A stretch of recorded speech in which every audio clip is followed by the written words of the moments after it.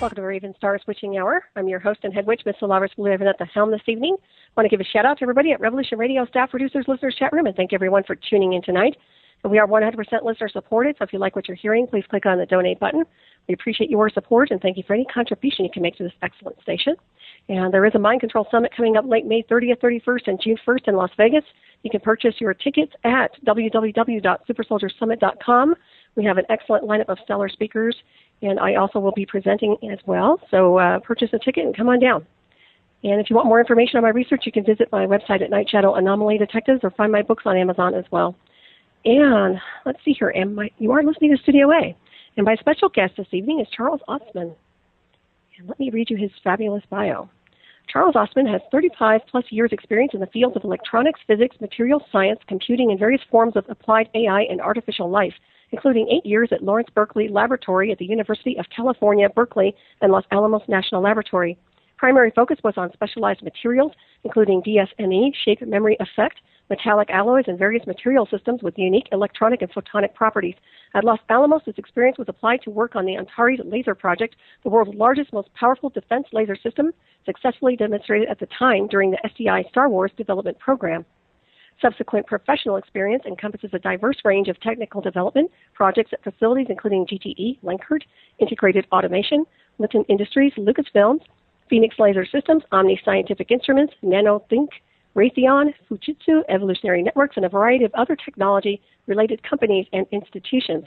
At Nanotalk, a private nanotechnology consulting group dating back to the early to mid-90s, he was the director of media development and also on the scientific advisory board. Charles Ostman was the co-founder of NanoSig and chair of the Nanoelectronics and Photonics Forum, an organization with the primary charter of facilitating investment in nanotechnology-related ventures and senior consultant with a strategic synergy group. He was also a senior fellow at the Institute for Global Futures, a consulting group which provides strategic research analysis, technical due diligence, and related technology-centric development services to Fortune 500 companies and institutions worldwide. He has been a longtime active member of the Millennium Project, an independent nonprofit global participatory futures research think tank of futurist scholars, business planners, and policymakers who work for international organizations, governments, corporations, NGOs, and universities. This organization publishes the annual State of the Future report and extensive data, which serves to provide a dynamic platform for developing workable potential solution sets to address complex, interrelated challenges which affect the world and its populations. Charles also consulted with the Technology Development Consortium, fourth venture, which focuses on working with former Soviet Union military scientists in the context of providing opportunities to redirect this resource toward commercially viable technology projects in the USA via sponsorship from the IPP, Initiative for Proliferation Prevention, and DOE, Department of Energy. And Charles has authored numerous technical papers and published articles targeting general interest, business development, and technology-centric audiences. He is currently Director of Special Projects at General Hydroponics, and his websites are www.generalhydroponics.com and www.historianofthefuture.com. And it is with a great pleasure I welcome Charles to the show this evening, and thank you, Dr. Falkov, for turning me on to Charles. Charles, how are you? Alive and breathing, and it's all good, and we're here. Excellent. What a bio. I mean, no, Scott, I apologize for making it, but I tried to make it short. Actually, there was more, but that was a kind of compressed version. But okay, here we are. Yes, it's great to have you on tonight. Thank you for joining us. And, like I said, very impressive background you have. And I'd like to talk about much of what you've been doing and the research you've been involved in. And of course, describing, I think, the intersection of synthetic biology, applied nanotechnology. I know we talked a little bit about this off air in emails. I'd like you to kind of elaborate a little bit on that. Sure. Well, to start with, the term nanotechnology, of course, starts way back in the mid-'50s with Richard Feynman, who made this famous statement saying that there's a lot of room at the bottom. And what he meant by that was that, from a physics perspective, if one could interact with matter at the molecular, even atomic sort of scale of precision, then there's a fantastic resource available. In other words, we could restructure matter to suit whatever purpose we might have in mind. And even though it's very much a theoretical concept at the time, a lot of folks in the physics world sort of got this idea, but it took a while for it to migrate into a much broader array of different technical or scientific disciplines. And nanotechnology is not a single thing, and this is probably the most difficult thing to get across to the general audience. It's not a particular narrow range of science. It's really an amalgam of many different fields sort of all blended together. And in fact, if anything, when the National Nanotechnology Initiative, or NNI, was first formed, and that goes back to the mid-'90s, and I was part of a group that worked with this, sort of forming policy and so on, the biggest challenge wasn't so much the science part. It was really trying to get all these very separate and isolated sort of pockets of academia and different research groups to cross-pollinate or cross-synergize their different areas of expertise to come up with a sort of like an open source science kind of platform, for lack of a better choice of words. And that's really when things started getting off the ground, at least from that perspective. But maybe a different point of view might be that all living things, everything in biology that one can see or recognize, these are all nanofoundries. I mean, nature is the ultimate nanofoundry of all time. It's just that now, and certainly in the last decade or 15 years, a variety of people from very different backgrounds have been looking at what nature does and trying to pry open this sort of Pandora's box to find out exactly what can be done in order to get molecules to rearrange themselves in some kind of organized fashion or in some process that allows for self-assembly or self-organization to make new materials, new processes that are much less energy consuming or less toxic than a lot of the manufacturing processes we have now, and certainly to open up a much wider array of possibilities in things like medical applications, energy. That was one of the areas I worked in, of course, and specialized materials. It's a very broad range of different things. So you approach from almost any different angle that you wish. But believe it or not, there's nanotechnology surrounding us everywhere now, not just the nanotechnology that occurs in nature, but in many consumer products, things that you probably wouldn't recognize has some acid of nano in it, but it's already there. And it's progressing at a very rapid pace. That's really interesting. So what exactly is nano composed of? Well, nanotechnology, from a definition perspective, is the precise manipulation of matter at the molecular or atomic scale of precision. And in other words, it's the ability to get atoms and molecules to form up or move around or reassemble in some kind of predetermined pattern. And of course, in nature, this happens all the time, usually through a 4-bit numbering code wrapped up in something called DNA, which communicates via proteomics to a variety of different kinds of molecules to construct a living organism, whether it's a virus or it's something like as complicated as human beings and everything in between. But now, within the last, say, 2 decades, other kinds of chemistry has come into the picture that says, okay, can we make a crystal or a complex electronic circuit or a thin film with very special, say, photonic properties or any variety of other things where the molecules arrange themselves or can be sort of directed to arrange themselves in some kind of precise way that goes far beyond the sort of traditional methods of chemistry or metallurgy, that sort of thing. I hope that makes sense. That's my best description. Oh, no, you do fabulous. I mean, I'm just trying to keep up with you and my mind's spinning out of control, but it's okay. Well, organized chaos can be a good thing, actually. Oh, my goodness. I'm kind of big on chaos theory myself, so that's okay. Oh, good. Well, excellent. I have so many questions that I want to ask you, and I'm trying to organize them, obviously. But okay, so it sounds like this is under intelligent control, or you're trying, or they're attempting to create intelligent control. Now, how would that be established? Is that through a form of consciousness? Is it through a program that you've designed, a computer program? How would you do that? How would you control it? Sort of all of the above, actually, and this does get a little bit more complex. But you mentioned synthetic biology, which is kind of a big deal. Mm-hmm. And that sounds probably somewhat scary to some people, but whether you like it or not, it's sort of here. And let me offer this thought before we go further. I'm not a proponent of or a supporter of any particular viewpoint. I don't represent any particular company. I'm not here to sell anything. I'm not trying to promote a particular corporate view of this is how things should be or a political view. I'm just saying this is what is, and these are the potential ramifications. And I do believe very strongly that we're sort of at a turning point, almost like people talk about the singularity and this sort of magic moment when all of a sudden human intelligence and machine intelligence converge and the separation between the organic and the inorganic becomes sort of infused into a common platform, and the virtual and the real become sort of inseparable, et cetera. Well, I've actually written about this myself. In fact, I even co-authored a book called CyberLife, which was published back in 1994. And there are many other people who authored, very similar kind of things. But the only difference now is these are no longer theoretical ideas. We're sort of here.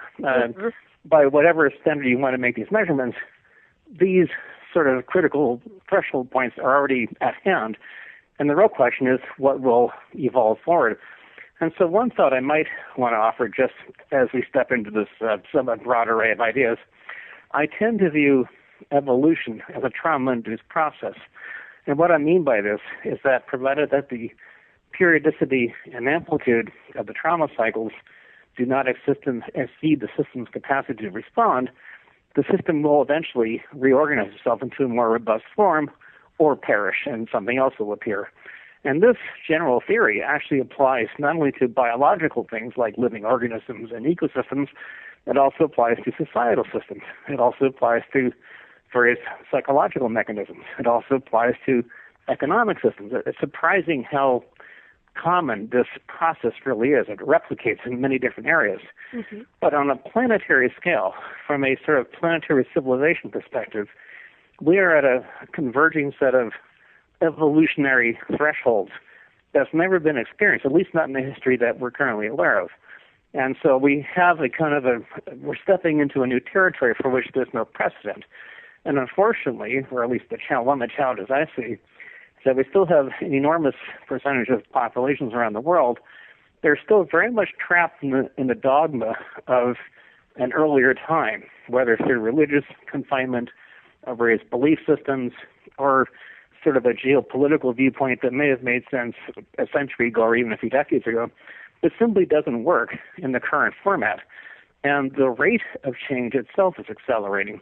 And the real challenge in my mind, and maybe some of the people I work with tend to agree with this, it's not so much a technical challenge, can we solve a lot of these things which are pressuring the world's resource and population support capacity, et cetera. These things may be doable, they may be solvable, there may be solution sets that could be addressed, but it's the evolutionary aspect of whether the populations themselves can actually adapt quickly enough or at least understand what the adaptation requirements might be to make this change possible. But whether it's voluntary or involuntary, and that could be the question itself, we are at this sort of evolutionary threshold. That's kind of how I frame the aspect of nanotechnology affecting this process. I agree with you on that one. I think we are right there teetering in between the two worlds. And also, it's interesting because I think a lot of people will be pulled into a type of technology that maybe they're not prepared to handle on a biological level. And, of course, that goes down into psychotronics and some of the technology you're talking about with artificial intelligence and what you call synthetic biology. So I guess the thing is it could be used for a positive or a negative. However, it seems to me that there's too much weaponization with technology. I mean, you guys take a neutral stance on the sciences most of the time. You develop incredible work and research, and yet at the same time it gets redirected to these areas where it's being weaponized. What is your impression of that?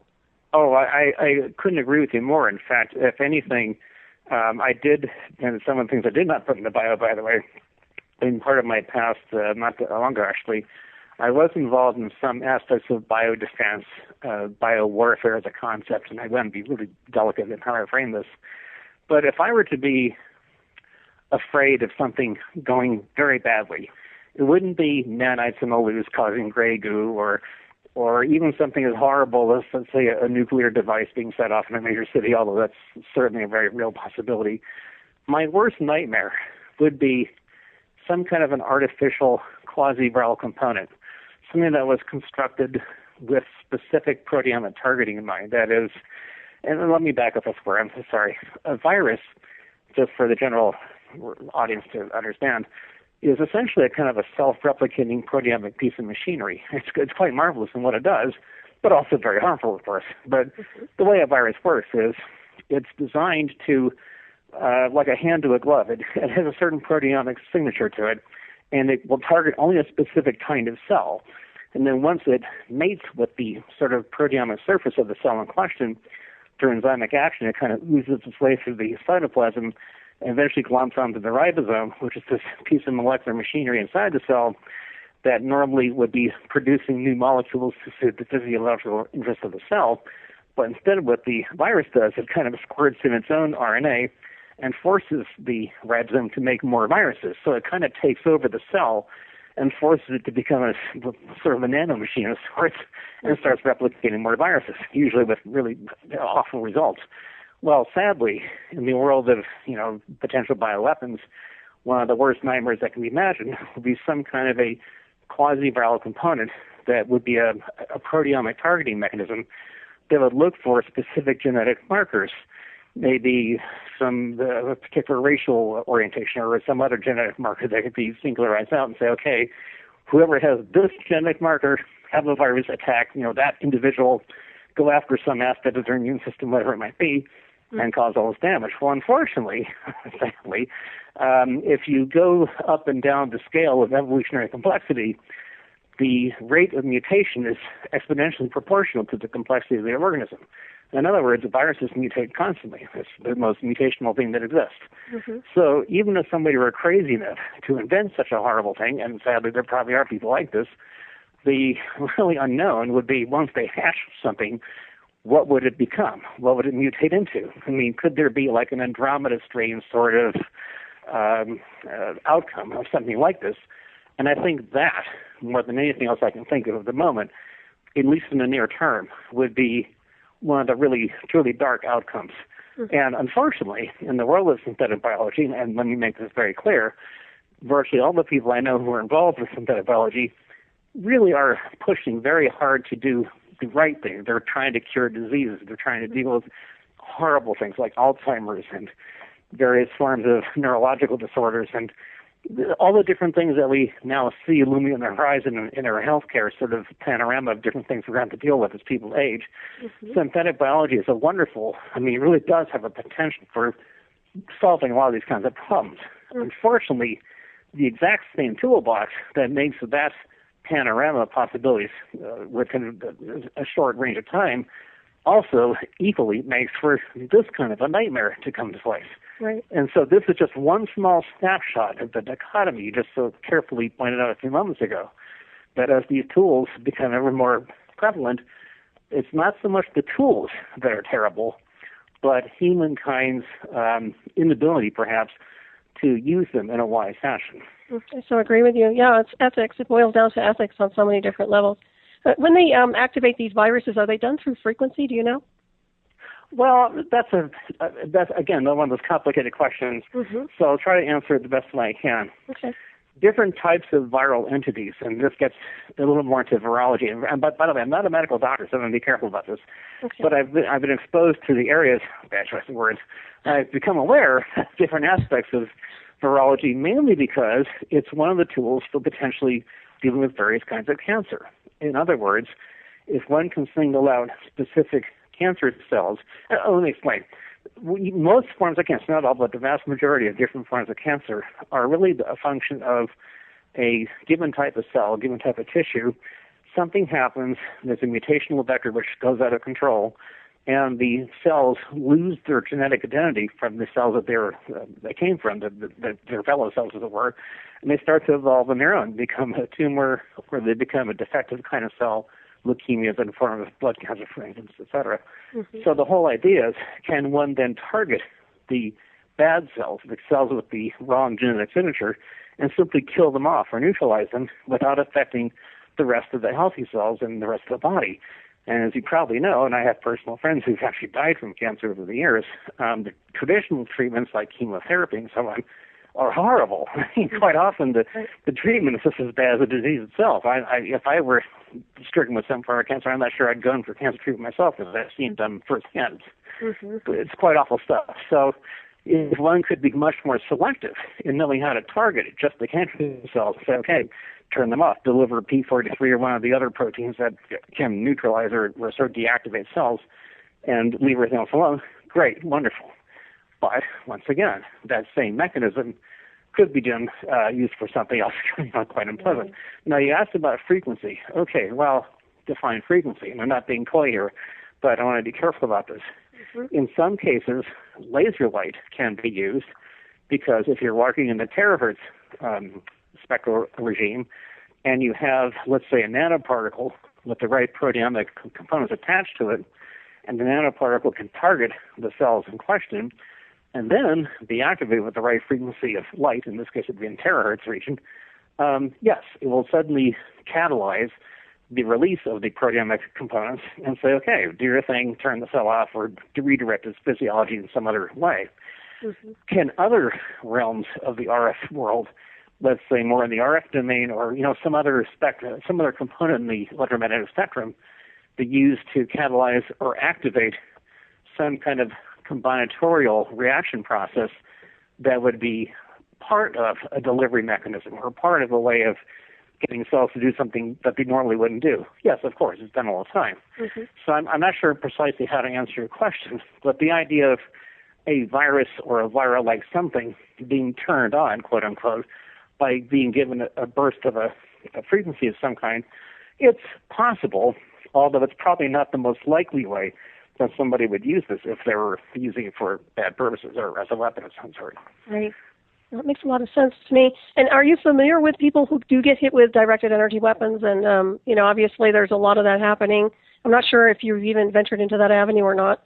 Well, yes and no. I do remember quite distinctly, former Secretary of Defense Cohen actually gave a talk here in San Jose. Well, it's about 80 miles away, but when I was in the South Bay, this was in 1997, it was quite interesting because he gave a talk this was like the Silicon Valley sort of industry people at the time, and I was there along with a lot of other folks. But he gave a very interesting presentation. And what the presentation basically consisted of was this. He said, look, we're entering into a new era of what's now being defined as asymmetrical warfare. And what that means is, from a strategic perspective, in traditional sort of geopolitical thought patterns, you would think in terms of, armies, navies, people taking over land, using military force to gain control over some resource, all the sort of usual stuff that traditional geopolitical sort of strategic processes are based on. But he said, now we're entering into a territory where things that do not appear to be military, but in fact are actually used as military assets, are very much not only on the table, but have already been deployed for some time. And we need to deal with this. We need to have some kind of a range of treaties or some kind of political or policy process to bring this out in the open and really effectively understand what this is and sort of go forward. And amongst the things that he mentioned were things like weather manipulation, different forms of what's called EMF used as a way to destroy or alter electrical grids and this sort of thing. Direct energy weapons was certainly part of it. It was a whole range of things, up to and including things that were once called, quote unquote, acts of God. Seismic activity, stored and suddenly appearing, all this kind of thing. Mm-hmm. And this was kind of a startling thing because, again, this was a very serious audience. This was not meant in any lighthearted way. This was the former Secretary of Defense delivering this rather detailed commentary, as it were, to the sort of the very core of the Silicon Valley sort of elite at the time. So I remember this quite well. I still refresh my mind to this very day. Mm-hmm. So in terms of directed energy weapons, again, not to be quiet, but defined as directed energy. Now, I personally worked on, as we mentioned in the resume, a very large laser called the Antares project.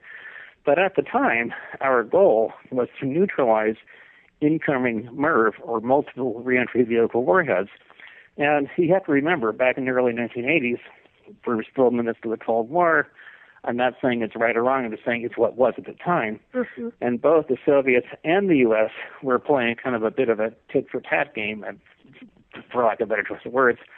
But the basic idea was, how many warheads could you pack into a single missile? The idea is that once the intercontinental ballistic missile dropped out of the ionosphere, it would open up like a pea pod or like a containment vessel of sorts, and out would come multiple different warheads that then sort of drift off in different directions. And so the race was on. We pack in 8, then they would put in 12, then we put in 16. We kept putting more and more warheads into a single delivery vehicle. Well, clearly this was going in the wrong direction. So our response was, okay, forget all that. We're just going to just simply come up with a really clever way of neutralizing. No matter how many warheads come in out of a single delivery vehicle or a handful, we can neutralize them. And one of the best ways to do that is to use a very powerful laser, and I won't go into too much detail about the exact wavelength and that sort of thing, but let's just say we got pretty good at it, and we could squirt off femtosecond pulses of laser light, and over a given distance, yes, we could actually, whatever got into the beam path, we'd certainly burn a hole in it and neutralize it, and it was quite effective for the time. Now, in later years, microwaves have been used for all kinds of things, up to and including things like non-lethal weapon crowd control, quote-unquote, and I use those words very delicately here. But then there's also been masers, which is essentially the same thing as a laser, only in microwave frequencies. And there has been some research done, which I'm sure you're probably already aware of, and in fact it was even published in a variety of documents and later even brought up in various United Nations treaty negotiations. And the concept there was, could a person, or maybe a group of people, be hit with a burst of a maser-like beam, for better choice of words, would that alter their thought patterns? Would they hear thought? Would they hear voices, or suddenly change their speech pattern, or suddenly begin to act erratically, showing signs of various mental disorders? And this was seen as, once again, a kind of a asymmetrical warfare asset. And quite a variety of different entities experimented with this. Now, how far this has gotten, or to what extent it's been deployed in more recent times, I don't know, because I don't work in that area. Mm-hmm. But certainly the potential is there, and certainly I've seen my share of early research, and just from a generic understanding of neurochemistry and how various frequencies can affect, at least temporarily, various neurochemistry processes, sure, that's reasonably plausible. I have seen actual demonstrations of essentially like a large microwave. In a microwave oven, you have something called a magnetron. This is the device that spits out microwave energy. So if you have a directed beam of microwave energy and you're aiming it at a group of people, just in a very generic way, it will excite the water molecules in their body, and it'll heat you up. You'll feel very bad. Mm-hmm. And in fact, there were tests done by the Department of the Army. And this was actually a few years ago, back in the the first Iraq war that we got involved with, where they tried this out. And they actually had, quote-unquote, volunteers. I'm not sure how that goes, but anyway, a group of guys were lined up, and they were told, do not have anything metal on you. Don't have any coins in your pocket. Don't have any metal buckles. Remove anything, part of your uniform, not have something metal on it. They did, and they hit them with a blast, and sure enough, they all dropped to their knees and they started, groaning in agony. And it was somewhat unpleasant, but nobody was killed or badly hurt. But it definitely got the point across that this does work. Mm-hmm. Yeah, I know that too. I'll have to talk to you about all sorts of stuff off of air. I have a lot of information for you. Anyways, I was a guinea pig, but anyways, I'll tell you about it sometime. I don't want to take up your time because this is very fascinating. But when you talk about SDI research, that's what you were talking about earlier. Is that correct? Yes, that's correct. Okay, that's right. And you can't go into much detail about it, but did they use an argon laser at all or no? I'm not going to comment. Okay, all right. All I will say is that the laser that I worked on personally was at Los Alamos, not Livermore, but Los Alamos. There was a separate program at Livermore, and for reasons I won't go too much into, I went from Berkeley to Los Alamos just because I'd been working on a certain type of optic system, and that's what they were already developing, so they sent me there. But what I saw, I'll just put it this way, imagine a large office building filled with machinery that's been milled or cut to optical precision. You have to understand what a complex and fantastic piece of machinery this was, and I was quite taken back by the scale of this thing. It was a marvelous piece of machinery to behold. I mean, it was beautiful from an engineering perspective. But the power supply for this thing was much larger, and it went underground. It'd be hard to describe with words, but the scale was magnificent. And so clearly cost was not an object, and certainly it was probably pushing the extreme outer frontiers of optical and, sort of photonic science at the time. Mm-hmm. However, remember now, this was back in the early 80s. Right. In the current day, with applied nanotechnology, coming back full circle, where one can have much more refined ways of producing coherent light with a much more efficient kind of platform, it's not really going to be a plasma laser. It's probably going to be high-energy laser diodes, if nothing else. And the reason I say that is because I've seen them. Mm-hmm. And several companies, including Lockheed Martin and some others I won't go into, they manufacture now essentially weapon-grade lasers that are very small, size of a lunchbox, let's say. Now, it does take a pretty healthy power supply to drive one of these things. But, I mean, industrial lasers are very common. You can go to any number of manufacturing facilities and just industrial sites, and you'll see these incredibly powerful lasers, and they cut metal, and they do all kinds of fantastic manufacturing processes. Just a slightly different variation of that can be applied to things that it's called zero-time-of-flight weaponry. The whole point is instead of firing a projectile at something and waiting for it to hit the target and has to go through the atmosphere, and there's gravity involved and all kinds of other things I won't go into, instead, essentially time of flight is the speed of light, so it's essentially zero time of flight. Mm-hmm. So if it can be seen, even from a distance, and the minute you have your target declared, presto, you hit a pulse of light, and whatever it is, it's vaporized, or it's not there anymore. Mm-hmm. So it's really a matter of power density and frequency that you're operating in, and some other conditions. But this has moved a long way from gigantic ground-based lasers to something that's much more compact, much more portable, and I absolutely guarantee you that if we ever do get into an armed conflict, I hope we don't, but let's say it ever happens, I'm absolutely certain that there will be various types of beam weaponry as part of the collection of things that are used in the arsenal of the future. Mm-hmm. I agree with you on that one. Boy, I'd like to be your neighbor. You're fascinating. Actually, out here, I'm not sure, but where I am now, no longer. I used to live just a few blocks from the Berkeley campus for 30-plus years, and I was there pretty often, but where I am now, I'm surrounded by orchards and vineyards, and it's very quiet. Oh, nice. And I live a very different kind of life. And in fact, most of my work now is with plants, of all things. Right. We're going to get to that, too. Yeah, absolutely. Hey, you need your brain insured. You're fabulous. You're so intelligent. I love listening to what you have to say. Yeah, it's amazing. And I resonate with everything you're talking about. I'm not sure everybody that knows me would agree completely, but hey, that's okay. Well, no, but your information is like, wow.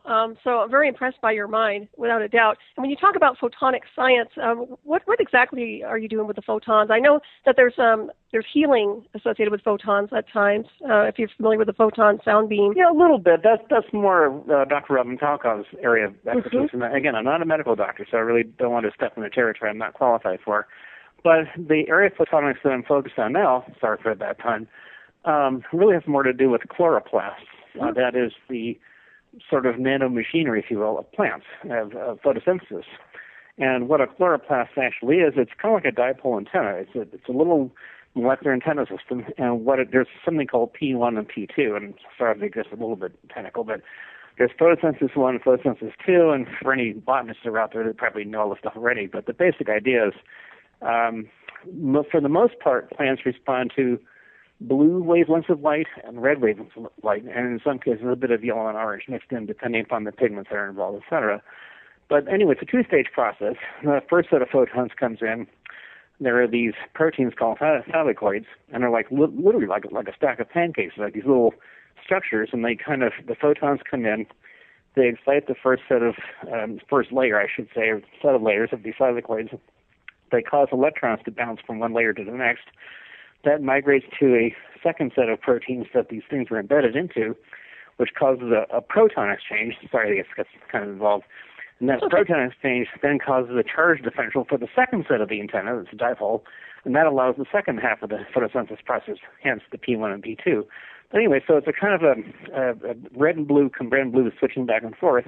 But what this does is that charge differential and that conversion from photonic to proton/electron migration is what allows glucose to be formed, i.e. sugar. And so you're really having a photonic to chemical energy conversion process. What's interesting about photosynthesis in general is that it's not a very efficient process. It's about between 2 and 3%, depending upon the type of plant, the photomorphology of the plant type in question, the genotype, and there's different subvariants, and I can go into that a little bit. But the whole idea is if we could sort of expand on what a chloroplast does, make it more efficient, maybe make an artificial version of a chloroplast, et cetera, this opens up an incredible Pandora's box for a type of energy source that would cost essentially nothing. Mm-hmm. And that's why I find it so interesting because, as I said earlier, biology is sort of the ultimate nanofoundry. And the more we discover about how these things work at the molecular scale, the more we can kind of pry into this and say, okay, instead of having to resort to something as ridiculous as fracking or all the other usual suspects in the petrochemical world, et cetera, can we take a very different path? Maybe look at what biology has been doing for billions of years, but simply sort of refine it a little bit and use that mechanism as a way to get at some of our energy requirements. I would say yes. And so that's where my particular interest in photonics is. That is in the intersection of photonic interaction, photocatalysis, and the chloroplast sort of nanomachinery of plants. That's my little segment of that. Oh, that's fascinating. Yeah, well, I suspect you could heal the Earth with that technology. Maybe not heal the Earth, but certainly turn us around to a different direction. But again, as I said at the very beginning, it's not a technology question. I think I've seen many technologies which are incredibly fascinating, any one of which, if they got the right funding and the right attention, the right circumstance, could really have a tremendous impact, even at this moment. But it's not the technology. It's the human condition that surrounds how the technologies are allowed or dispensed or not dispensed. And that gets into a different kind of gray zone altogether. But it's not a question of is the science possible to make these things available in some context. It has much more to do with policy, politics, corporatocracy, controlled access to research, all the usual suspect things. That's the thing that I see as being the main challenge, not the science part of it.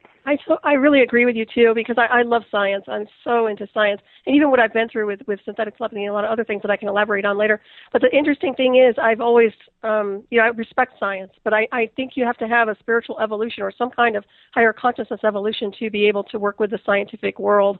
And I don't see that happening. I mean, you guys obviously have a balance, have a neutral stance, like I've said before, but there are so many out there who are just deploying it and being reckless with what they get their hands on, it seems. So, well, it depends on the cultural circumstance. It depends on from what viewpoint you're approaching this kind of a larger worldview. And I say this kind of carefully. I've been to quite a few events. Probably one of the more interesting ones is the molecular medicine conference, which I've been to 5 of these in the last 8 years. And this is probably the extreme sort of cutting edge where nanobiology, nanotechnology, and sort of at the molecular scale being able to rearrange whatever goes on inside of a cell from the genetic aspect and just from the molecular aspect is sort of this is the frontier of that world. It's a conference of this collection of different sciences. And virtually everybody I've known over the years and to this very day, they're incredibly well-intended. They really want to do the right thing. They're trying really hard to perfect some particular niche that they're working on.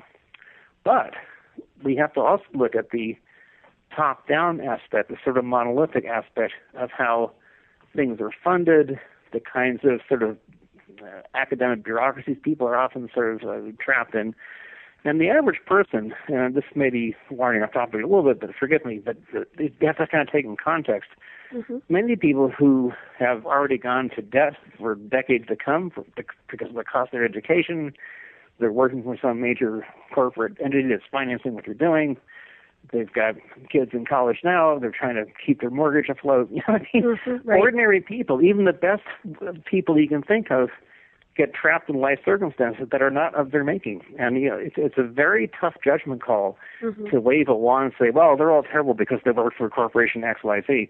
Well, not so fast. Now, when it comes to the banking side of this picture and these sort of financial entities that dictate global currency systems and kind of force these transnational corporate entities to become the new power brokers of the planet, that kind of thing, I'm with you 100%. This is evil incarnate. You can't get any more evil. But for the science people who are kind of in the middle of all this, who are doing their thing, as it were, I'm very careful not to pass judgment too fast. I tried my best to see the circumstance that they're in as people, rather than kind of just with a broad brush say, well, these folks are good and those elements are bad. And also, in talking about spirituality, now I happen to be very spiritual myself, personally. Not religious, but spiritual. And then there's a real separation there. And I was making comment earlier before we went on the air about your show from last week, and I was quite mindful of it because it's a topic I'm quite familiar with myself.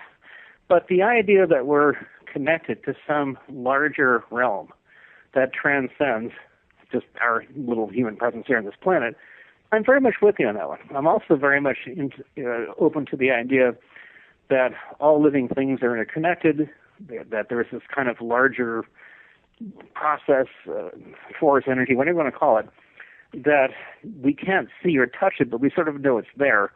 And in fact, if you research virtually every indigenous culture that's ever existed, they have virtually the same observation. It's ubiquitous across the planet, that life extends beyond our physical containment vessel, this clump of cells that we walk around in, that life itself is a force that goes beyond the physical being, and that all living things are connected, and in many cases that the planet is kind of part of a larger living process or a living mechanism of some sort. Mm-hmm. And different cultures have worded this somewhat in their own way, but they all see the same thing. It's incredibly ubiquitous, actually. What I find kind of fascinating, though, is that in the realm of quantum physics, and this is what I find so fascinating maybe from your perspective, the scientists who are the most open to seeing spirituality and science sort of in the same context are the quantum physicists. And what I find so interesting, maybe amongst the medical people, not so much. Certainly amongst the more traditional sciences, it may be a kind of a question mark. But when you start to step into the world of quantum physics, interesting things happen. Mm-hmm. And this is because of something that's been developed over the last 30 or 40 years, this concept of what's called quantum entanglement. And for those folks that research quantum entanglement, I know a few that are, they have become very interested in this idea that people actually can sense other people's presence. That's what's called paranormal experiences, the so-called psychic visions, whatever, the different words you want to throw in there. But is there a kind of a scientific piece of this puzzle that used to be laughed at and just disregarded as fluffy talk or something, or witchcraft if you wish? No, not so fast. Some extremely credible people with very serious backgrounds started looking into this, but again, from a quantum physics perspective. So one of the ideas that I've been sort of tinkering with for a while, and it turns out other folks are as well, now that we've proven, for instance, that photons can be quantum entangled over great distances. What I mean by this is that you can have a pair of photons here and another set of photons, hundreds of miles away. And if you rotate one set of photons, the other set of photons rotate at exactly the same time. Mm. There's no speed of light delay. There's no time of flight. No, they're exactly coupled as if they were one. In more recent times, particles have also been shown to demonstrate the same property. That is, at the subatomic particle world, you find different particles acting as one, as if they were the same particle, but they're separated by some length of distance. So the rules of time and space, the time-space continuum, is much more iffy than what it used to be thought as. Now, right now, the people who specialize in this area of physics, which I'm not one, but people I know who are, the current debate is, well, if there are 11 dimensions, and that seems to be the number of people are settling on for the moment, but this is still very much a work in progress. But the basic concept is there's multiple dimensions of space, multiple dimensions of time. So one of the thoughts that I've been probing is there a biological interface to this quantum realm? And the more people start to look at this, the more they begin to realize, well, maybe there is. So if you look at people like Dean Radin or Russell Targ or Hal Puthoff or quite a few of Stuart Hameroff and quite a number of other folks who really are PhDs, have PhDs in physics and or in various medical sciences, who have been publishing papers for years, that were kind of scoffed at, let's say, by the general scientific community. Just in the last handful of years, people aren't scoffing anymore. They're actually looking at it much more carefully. Right. Partially because, once again, I'm sorry to say, there is some military aspects to this. But nonetheless, we are beginning to just, a very tiny light, just crack you open the door. It says all these things that used to be confined to sort of mystical belief systems or whatever you want to call it. Well, wait a minute, not so fast. There might actually be some real physics here. So just kind of throw that out there as a thought. Oh, it's just, yeah, very accurate, actually. Well, to me, it sounds like with the two particles that are in resonance with each other, now, is that a vibrational thing that they're just, it doesn't matter because the illusion of space and time is really just that. I mean, time is used as a benchmark of measure. So when you're looking at frequency, maybe it's the fact that they're vibrating at the same frequency in resonance? Well, this is an open question. I'm probably not qualified to give a real answer for this. Excuse me, sorry.